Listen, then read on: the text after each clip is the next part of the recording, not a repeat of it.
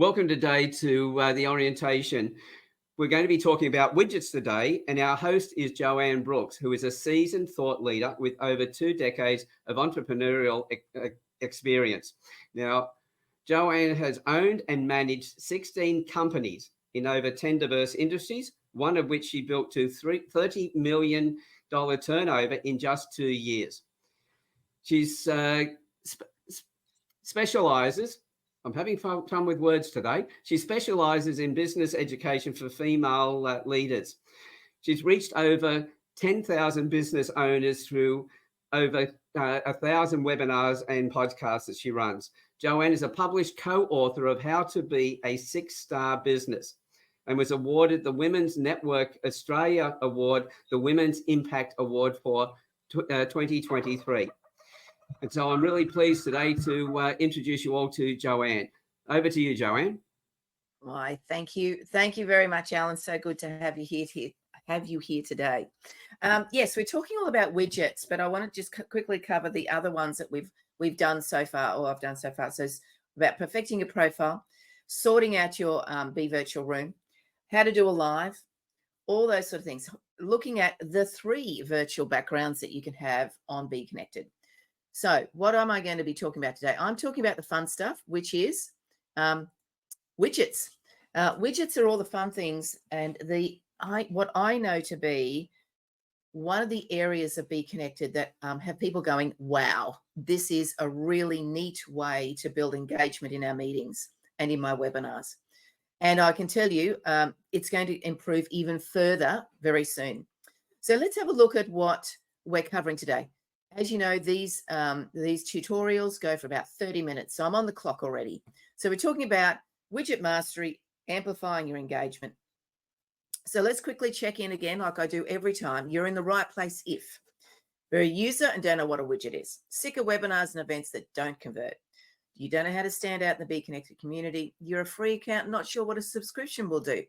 Creating your own widgets will do it, and you don't know how to create them. So I'm going to walk you through.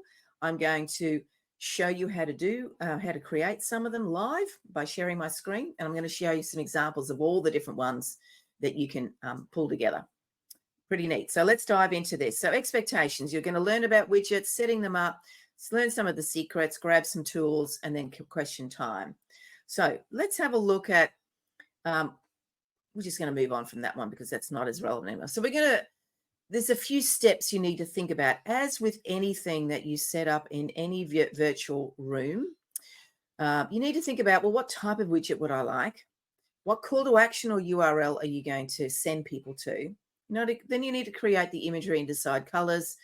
And of course, then you can implement and go live. So I'm going to show you what are all the different widgets first. I'm going to then show you how to create some of them and then give you a whole bunch of live examples. So these are all the widgets. We've got button bars, call to action, web page popper, media, which could be video or still, timer, presenter notes, and you've got this thing called hide widgets, which is pretty cool as a host. So let's look at the first 2 buttons.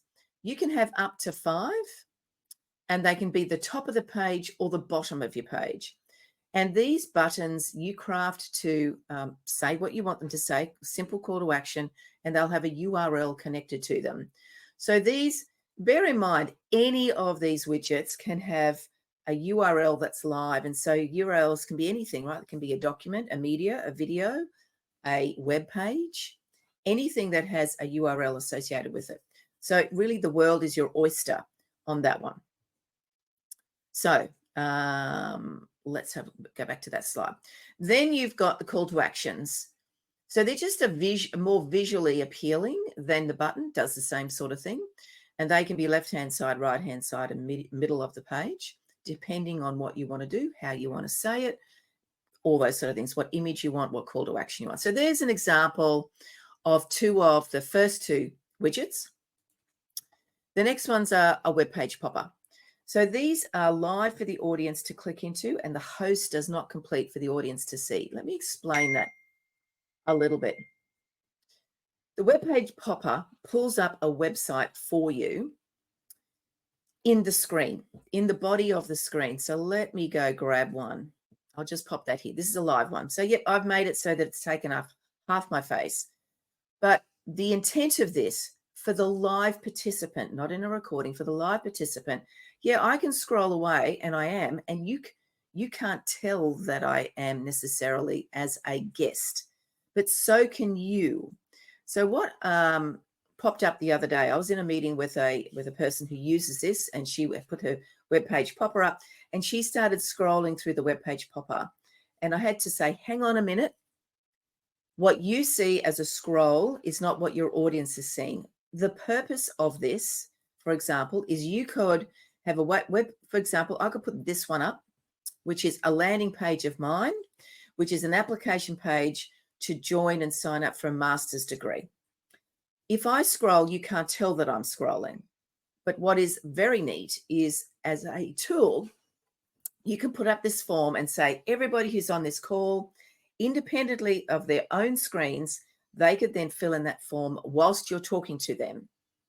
And that's pretty neat. Instead of sending them a little URL in a chat and hoping to goodness that they do it, you can provide that link live on the screen. So that's a really important piece about your webpage popper. It is live, absolutely, but the interaction that that person has on it, you don't see it, and neither do the other people. However, it is an awesome tool to be able to present a form, a web page, anything out of a web page, so that people, your guests, can live interact with it. So it's not valid. These are not visible. These are not actionable in a recording. They can see them, but they're not clickable.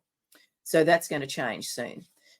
This piece, though, is brilliant for sharing a website, having your guest fill in a form, go and explore the website whilst you are talking to them. So it's pretty neat. Then we've got standard media. This could be a video. This could be a still. For example, the slide we're looking at here is using a media widget of an image. This is all this is. So that's another type. And we've got a few more to go. We can set up timers. I can set up a presenter note. I've got the wonderful Alan supporting me today. I could have popped a presenter note there saying, hey, Alan, would you mind popping the widgets in the chat? And I'm pretty sure I set that up already. And you can also got this button that hides the widget immediately, very quickly. It's just a nice little tool for the host. So standard timer pieces that we're used to on other platforms, you've got a little bit more flexibility about how it works. So that's pretty neat. And I covered this last week. Oh, sorry, not last week. Today's Thursday. On Tuesday, I shared this screen as well. You need to consider when you're putting your widgets together is if you're going to do a slide deck, the traditional slide deck, PowerPoint presentation, whatever you call it, you could absolutely share your screen to put and show the PowerPoint. Do it out of Canva, use PowerPoint, use Google Slides, whatever you want. But what I prefer is using widgets as images. So quickly sharing my screen as a reminder of what I showed you on Tuesday for those who have watched the recording. Share screen. I'm going to go to, so trusting you can see this. This is into Canva. This is the very first presentation that I did. And this is just a slide deck, and I will have downloaded them into individual JPEG files, which is share, download. I go into JPEG. I like to make them good and download them, and they will pull them all down as individual documents, and then I can upload them into here as a media piece. So fairly simple, fairly simple. So let me show you some examples of some pretty cool buttons, and I'm just going to go through them quickly, but I'm also going to show you how to change them by sharing my screen for that. So these are just some examples. There's button bars here. We've got some call to actions. These are different ones that I've created in the past. Again, you'll see them in the recording, but they're not clickable, right? The importance of your left-hand side buttons.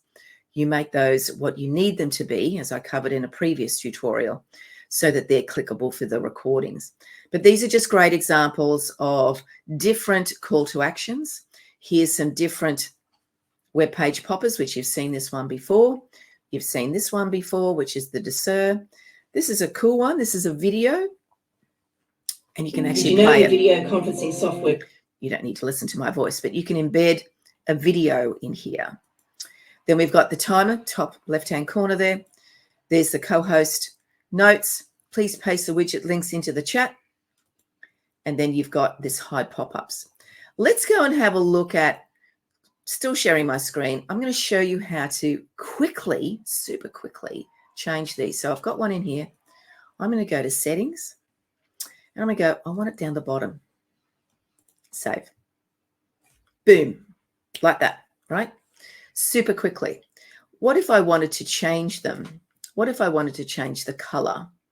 Let's just, let's go over here. Let's go to a fuchsia. Okay. And save. Done. It's not quite my color, but can be happening so quickly, right? Super, super quickly. So let's just quickly explore how this happens. So I'm going to change it back because I'm not a fan of that color. I'm going to go there. That'll do. Change the color. But I've put, there's my call to action button. You can see it. Get me in, get me in. You can use emojis, all sorts of fun things. That is a link to be connected, to sign up under my name. Get me upgraded. Upgrade your subscription. That's a button. That's a different link.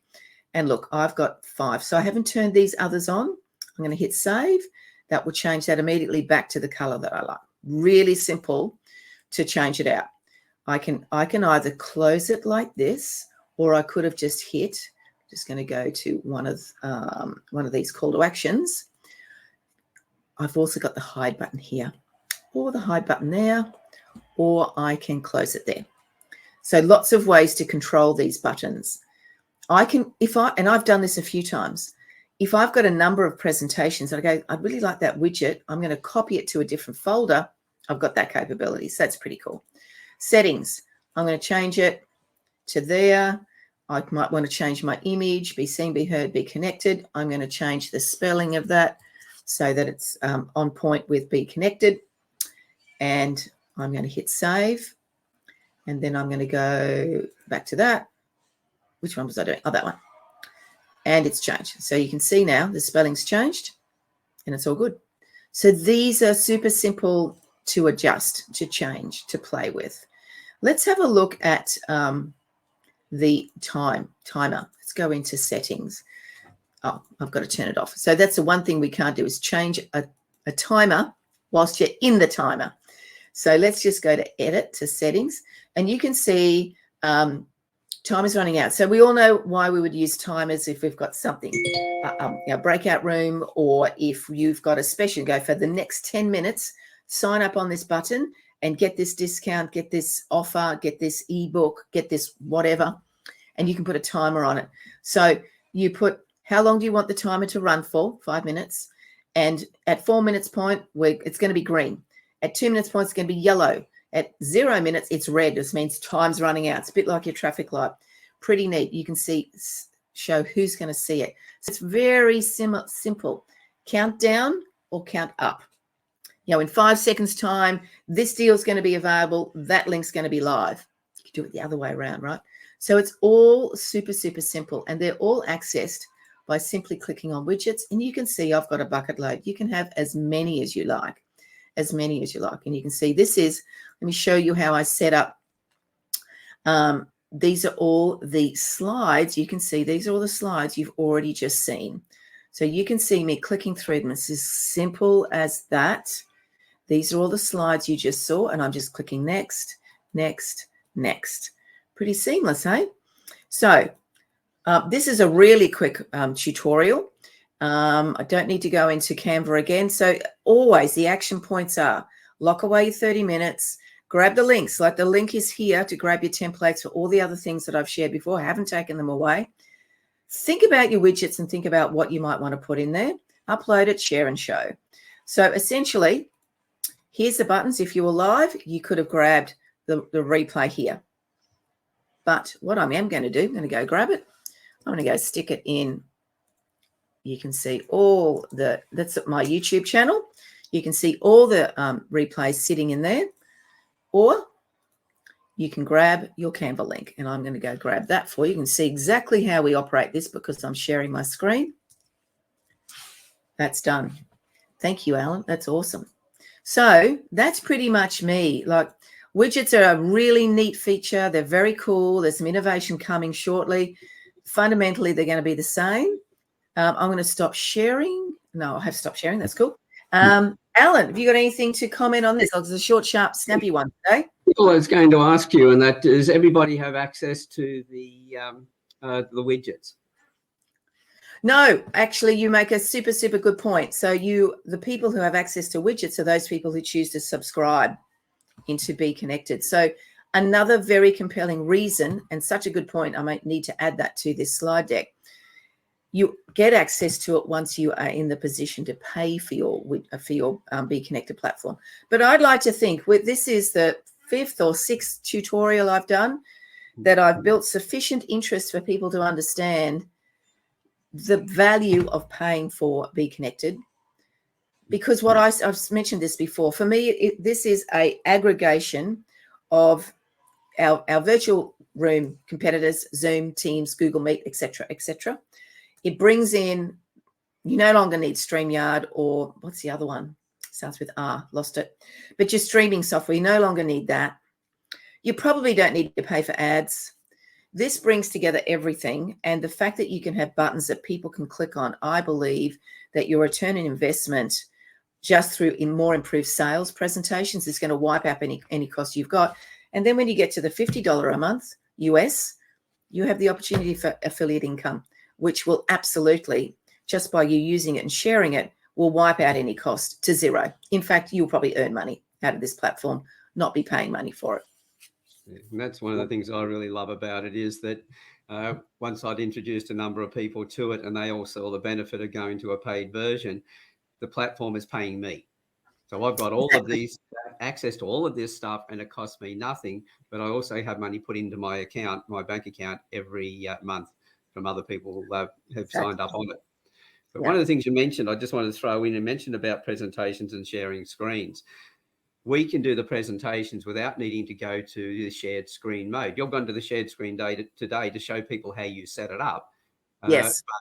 I love the idea that I can just bring a slide up straight away instead of turning around like we hear on so many other platforms. Yeah. You see my screen. I know. Oh, it's not working. Oh, I can't see it. Yeah. All those things. It's so clunky. And so, this is your one-stop shop to really create super engaging meetings. And, we've both said it. I've said it many times. When you know you're going to join in a meeting with somebody who is a prospect, be smart and make those buttons relevant to the meeting, whether it's their branding, whether it's a call to action that you want them to take, and you make use of the widgets so that you can build engagement and have them clicking on things and joining it. And, as a user of it, particularly when you become a paid user at $50 a month, potentially you're going to have a double income out of it. You're selling your product or service, and they're probably going to sign up for BEEKonnected and you'll generate some affiliate income out of it. So it's a win-win-win for absolutely everybody, right? Exactly. Yeah.